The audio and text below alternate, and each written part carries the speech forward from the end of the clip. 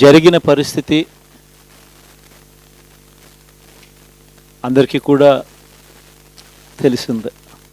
గత చరిత్రలో ఎప్పుడు జరగని విధంగా ఏకంగా 99% వాగ్దానాలు అమలు చేశాం.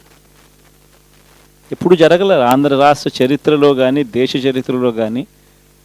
ఈ మాదిరిగా మేనిఫెస్టో అన్నది ఒక పవిత్ర గ్రంథంగా భావించి అదొక బైబిల్ గాను, అదొక ఖురాన్ గాను, అదొక భగవద్గీత గాను భావిస్తూ టిక్కు పెట్టమని చెప్పి ప్రతి ఇంటికి పంపించి, టిక్కు పెట్టమని చెప్పి ప్రతి అడుగుతూ, ఆ ప్రతి అక్క చెల్లెమ్మల ఆశీస్సులు తీసుకుంటూ, ఆ ఇంట్లో ఉన్న అవ్వాతాతల దీవెనలు తీసుకుంటూ, ఈరోజు కూడా ఈ మాదిరిగా బటన్లు నొక్కడం,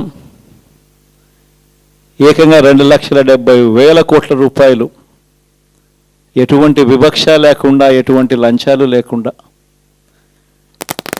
ఏ నెలలో ఏమిస్తామో అని ముందే చెప్పి క్యాలెండర్ ప్రకటించి ఆ నెలలో అది తప్పకుండా ప్రతి సంవత్సరం తూచా తప్పకుండా ప్రతి సంవత్సరం అది జరిగేట్టుగా చేస్తూ ఏకంగా 2,70,000 కోట్ల రూపాయల వివిధ పథకాల ద్వారా మాట తప్పకుండా జరగడం కూడా గతంలో ఎప్పుడూ కూడా చూడలేదు, జరగలేదు. ఇవన్నీ కూడా నేను ఏదైతే చెప్తా ఉన్నానో ఇవన్నీ ఎప్పుడు చూడని మార్పులు, గతంలో ఎప్పుడు జరగని సంస్కరణలు. విద్యారంగంలో అయితేనేమి, వైద్య రంగంలో అయితేనేమి, వ్యవసాయ రంగంలో అయితేనేమి, సామాజిక న్యాయం అంశంలో అయితేనేమి, మహిళా సాధికారత అంశంలో అయితేనేమి, గవర్నెన్స్ విషయంలో అయితేనేమి ఎప్పుడు జరగని చూడని సంస్కరణలను కూడా తీసుకొచ్చాం. ఇవన్నీ నేను ఏదైతే చెప్తా ఉన్నానో ఇవన్నీ మనం చేసి చూపించి ప్రజల మన్ననలు పొందిన తర్వాతే ఎన్నికలకు వెళ్ళాం. ఎన్నికల్లో ఏమైందో తెలీదు. 5 సంవత్సరాలు కళ్ళు మూసుకుంటే చాలా అయిపోయింది. 5 సంవత్సరాలు మళ్ళీ 2024 నుంచి 2029 కూడా అదే మాదిరిగానే కళ్ళు మూసుకుంటే 2029 కూడా కళ్ళు మూసుకుంటే వచ్చేస్తుంది. ఇవి మనం గుర్తుపెట్టుకోవాల్సిన అంశం ఏమిటి అని అంటే సినిమాలో ఓన్లీ ఫస్ట్ హాఫ్ మాత్రమే అయ్యింది. గతంలో కూడా ఇదే మాదిరిగా పరిస్థితులు ఉన్నప్పుడు కూడా మనం ఏ మాదిరిగా పైకి లేచాము అన్నది కూడా మీ అందరికీ తెలిసిన విషయాలే.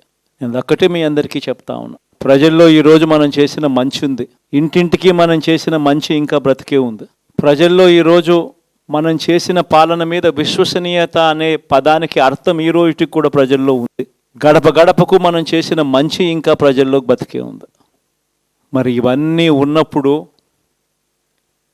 మళ్ళీ మనం లేయడం కూడా తథ్యం. కాకపోతే కొంచెం టైం పడుతుంది. ఆ టైం ఇవ్వాలి. ఆ టైం ఇచ్చినప్పుడు, అది జరిగినప్పుడు, పాపాలు పండినప్పుడు ఖచ్చితంగా మళ్ళీ మనం పైకి లేస్తాం. ఈ విషయం ప్రతి ఒక్కరం కూడా గుర్తుపెట్టుకోవాలి. ఎందుకు ఈ మాట కూడా చెప్తా ఉన్నానంటే రాజకీయాలలో అన్నిటికన్నా ముఖ్యమైన అంశం క్యారెక్టర్, విలువలు, విశ్వసనీయత. ఈ పదాలకు అర్థం తెలిసి ఉండడం రాజకీయాలలో చాలా అవసరం. రాజకీయం అంటే ఎల్లవేళలా అధికారమే కాదు. అధికారంలో లేనప్పుడు కష్టాలు ఖచ్చితంగా వస్తాయి. కానీ ఖచ్చితంగా కష్టాలు వచ్చినప్పుడు మనం ఖచ్చితంగా ఏ రకంగా రియాక్ట్ అవుతామన్నది మన చేతుల్లో ఉంది.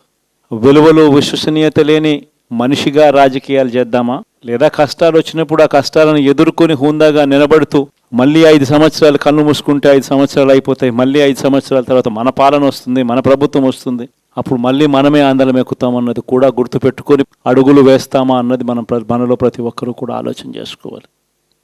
ఇదే మన ప్రభుత్వం అధికారంలో ఉన్నప్పుడు కులం చూడలేదు, మతం చూడలేదు, ప్రాంతం చూడలేదు, రాజకీయాలు చూడలేదు, చివరికి ఏ పార్టీకి ఎవరు ఓటు వేశారు అన్నది కూడా చూడకుండా ప్రతి పథకము కూడా డోర్ డెలివరీ చేయించాం. మనం అర్హత మాత్రమే ప్రామాణికంగా తీసుకుని ప్రతి పథకము, ప్రతి మంచి కూడా ప్రతి ఇంటికి డోర్ డెలివరీ చేయించాం. అలా ప్రతి మంచి, ప్రతి పథకము డోర్ డెలివరీ చేసిన ప్రభుత్వం మనదైతే, పాలన మందైతే, ఈరోజు కేవలం వాళ్ళ పార్టీకి ఓటు వేయలేదు అని మాత్రమే, ఓటుకు వేయకపోవడమే పాపం అన్నట్టుగా ఈరోజు రావణ కాష్టం సృష్టిస్తూ ఉన్నారు, విధ్వంసం చేస్తూ ఉన్నారు, ఆస్తులు నష్టం చేస్తున్నారు, కొడతా ఉన్నారు, అవమానిస్తూ ఉన్నారు. ఇవన్నీ శిశుపాలుని పాపాల్లో భాగాలుగా ఇవన్నీ అప్పుడే పాపాలు మొదలయ్యాయి. ఒకవైపున మనమేమో మనకు ఓటు వేయకపోయినా కానీ ఏ రోజు కూడా డిస్క్రిమినేషన్ చూడలేదు. అటువంటి వాళ్లకు కూడా మనం డోర్ డెలివరీ చేసిన ప్రభుత్వం పాలన మందైతే ఈరోజు కేవలం ఓటు వేయలేదన్న ఒకే ఒక కారణంతో ఏకంగా కొడతా ఉన్న పాలన వీళ్ళది. ఈ పాపం ఊరికే పోదు. రెండో పాపం చంద్రబాబుది కూడా అప్పుడే పండింది. బహుశా కేంద్రం ఈ రకమైన కేంద్రంలో ఈ రకమైన పరిస్థితులు బహుశా ఎప్పుడు ఉండిండవేమో. ఈ రకంగా కేంద్రంలో 240 ఎంపీలు మాత్రమే వచ్చిన పరిస్థితులు, రాష్ట్రంలో ఏకంగా వీళ్ళకు కూడా ఈ మాదిరిగా మంచి నెంబర్లు వచ్చిన పరిస్థితులు, ఎన్డీఏలో మళ్ళీ చక్రం తిప్పుతా ఉన్న పరిస్థితులు. ఇలాంటి పరిస్థితుల్లో కూడా ప్రత్యేక హోదాను అడక్కపోవడం చంద్రబాబు చేసిన మరో పాపానికి కూడా మరో నాంది. ఇలాంటి పరిస్థితుల్లో కూడా ప్రత్యేక హోదా మనం అడిగి తెచ్చుకోలేకపోతే రాష్ట్రంలో ఏ ఒక్క యువకుడు కూడా క్షమించడు చంద్రబాబు నాయుడు. మనం కొంచెం ఈ పాపాలు పండేదాకా మనం గట్టిగా దీన్ని నిలబడగలిగితే, ముందుకు తీసుకొని పోగలిగితే ఈ పోరాటాన్ని ఆటోమేటిక్గా శిశుపాలుని 100 పాపాలు ఫాస్ట్గా ఎరోడ్ అయిపోతాయి. కాబట్టి ప్రతి ఒక్కరూ ఈ విషయాలన్నీ గుర్తుపెట్టుకోమని కోరుతాం. ఇవన్నీ బహుశా నేను చెప్పేటివన్నీ కూడా మీ అందరికీ కూడా తెలియనేటివి కాదు. కేవలం నేను మీ అందరికీ గుర్తు మాత్రమే చేస్తా ఉన్నా. కష్టాలు రావడం అన్నది సర్వసహజం. కష్టాలు ఇలా మనం ఎదుర్కొని నిలబడడం అన్నది మన చేతుల్లో ఉన్న అంశం అన్నది మాత్రం ఖచ్చితంగా ప్రతి ఒక్కరూ గుర్తుపెట్టుకోమని మీ అందరితో కూడా కోరుతా ఉన్నా. శాసనసభలో, చట్టసభలో మీ సభే అన్నిటికన్నా ముఖ్యమైన సభ అవుతుంది. ఓటు వేయలేదు అన్న ఒకే ఒక కారణంతో మనుషుల్ని కొడతా ఉన్న పరిస్థితుల్లో, మనుషుల్ని అవమానిస్తూ ఉన్న పరిస్థితుల్లో, మనుషుల్నే బలవంతంగా ఆస్తి నష్టం చేస్తూ ఉన్న పరిస్థితుల్లో ఇక ప్రతిపక్షం ఉన్నది ఒకటే ఒక పార్టీ, ఆ పార్టీకి అవకాశం ఇవ్వాలా అన్న కనీస నైతిక విలువలు వాళ్ళు పాటిస్తారన్న నమ్మకం నాకైతే లేదు. కాబట్టి మీరు చేయాల్సిన పాత్ర గొప్పది, చాలా ఉంది అన్నది మాత్రం గుర్తుపెట్టుకోండి. రాబోయే రోజుల్లో యాక్టివిటీ లెవెల్స్ అనేది ఆటోమేటిక్లీ పెరుగుతాయి. రాష్ట్ర వ్యాప్తంగా ఉన్న కార్యకర్తలందరినీ ఎవరినైతే వాళ్ళు ఇబ్బందులు పెట్టారో ఖచ్చితంగా వాళ్ళందరికీ మనోధైర్యం ఇస్తూ వాళ్ళ గ్రామాలకు వెళ్ళి వాళ్ళకు తోడుగా ఉండే కార్యక్రమాలు చేసే కార్యక్రమాలు జరుగుతాయి. రాబోయే రోజుల్లో ఇంకా టైం గడిచే కొద్దీ ప్రజల్లోకి వెళ్ళే కార్యక్రమాలు ఇంకా ముమ్మరం అవుతూ పోతాయి. చివరికి ప్రజల్లోనే ఉంటాం. ప్రజలతో కలిసి పోరాడే కార్యక్రమం వేగంగా టైం గడిచే కొద్దీ మనము వేగంగా అడుగులు ముందుకు వేస్తాం.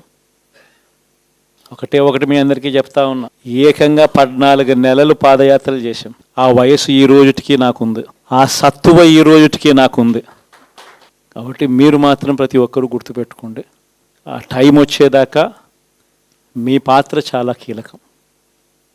ప్రతి ఒక్కరూ ఈ విషయాన్ని మాత్రం గుర్తుపెట్టుకొని మీ అందరితో కూడా సవినయంగా వేడుకుంటా ఉన్నాను.